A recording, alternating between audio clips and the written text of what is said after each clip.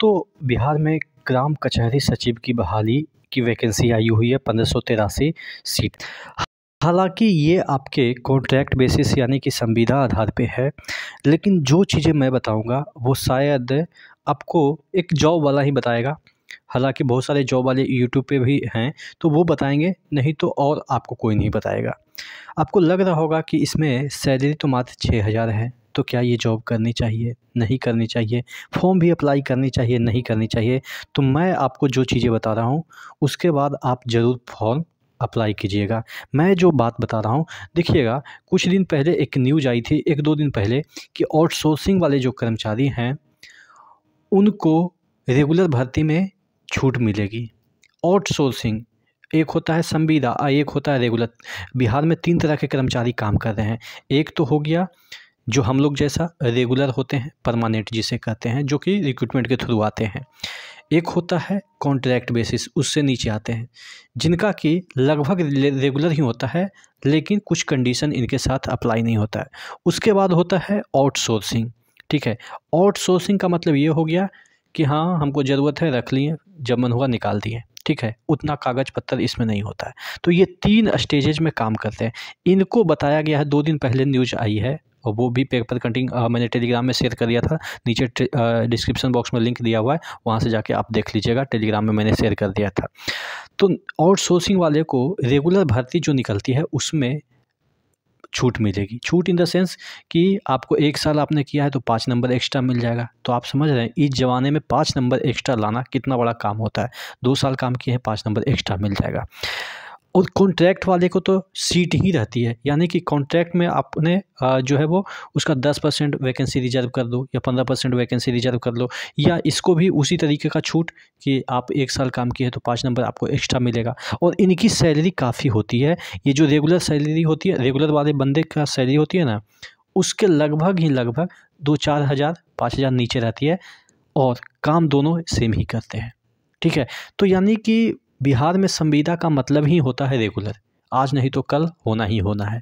ठीक है, इस तरीके से हो या उस तरीके से हो, आपने देखा जितने भी संविदा वाले अभी एएनएम हैं वो रेगुलर के लिए फ़ाइट कर रहे हैं। हालांकि हो ही जाएगा। और उसके बाद अभी टीचर्स का रेगुलर हो गया।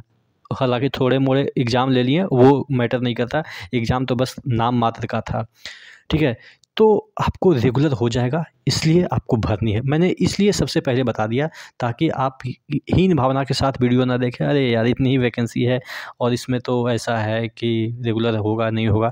तो मैं आपको गारंटी देता हूँ कि इसमें रेगुलर हो जाएगा, बशर्ते कि पेशेंस रखिएगा। क्योंकि बिहार में रेगुलर एम्प्लॉई का पेशेंस रखना काम होता है, तो आप तो कॉन्ट्रैक्ट बेसिस पे होंगे। चलिए हम बात कर लेते हैं क्या है वैकेंसी।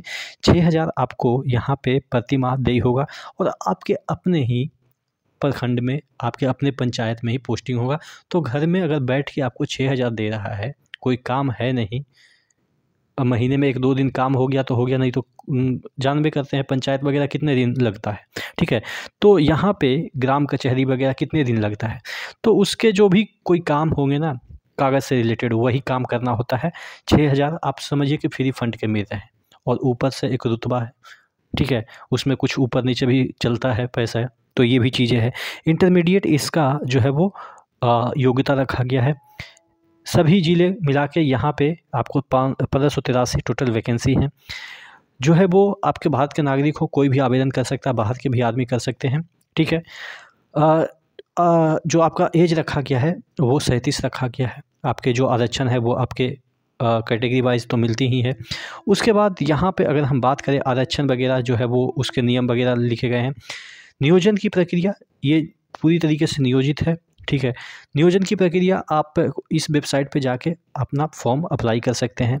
एक इसमें से नोटरी भी जो है वो करवाना पड़ेगा, एक सर्टिफिकेट निकलेगा, उसको नोटरी करवा के अपलोड करना पड़ेगा। यहाँ पे इसमें दे रखा है।